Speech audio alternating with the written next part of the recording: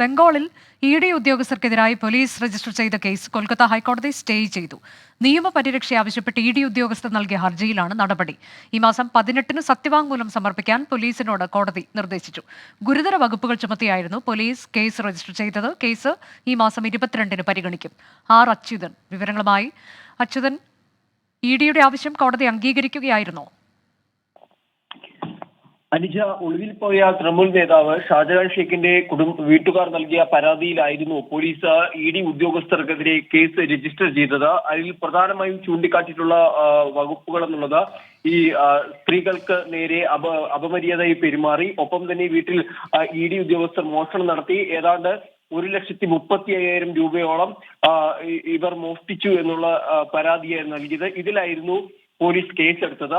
ഈ കേസിലാണ് ഇഡി ഒരു നിയമപരിരക്ഷ ലഭിക്കുവാൻ വേണ്ടി ഹൈക്കോടതിയെ സമീപിച്ചത്. കേസ് ഇന്ന് പരിഗണിക്കുകയാണ്.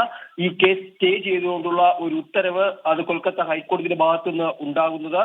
ജനുവരി 18-ന് മുൻപ് ഈ കേസുമായി ബന്ധപ്പെട്ട് പോലീസ് സത്യവാങ്മൂലം സമർപ്പിക്കണം. അടുത്ത ഈ കേസ് പരിഗണിക്കുന്നത് 22-നാണ്.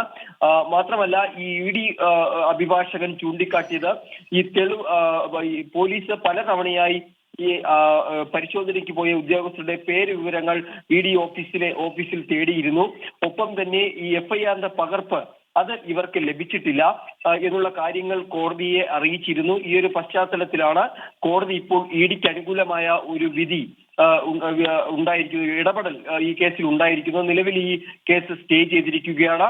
എന്തായാലും കേസ് 22-ന് പരിഗണിക്കുമ്പോൾ പോലീസിന്റെ സത്യവാങ്മൂലം ഉൾപ്പെടെയുള്ളത് പരിഗണിച്ചായിരിക്കും ഇതിൽ നടപടി ഉണ്ടാവുക. ബംഗാളിലാണ് ഇഡി ഉദ്യോഗസ്ഥർക്കെതിരായ കേസ് കൊൽക്കത്ത ഹൈക്കോടതി സ്റ്റേ ചെയ്തത്.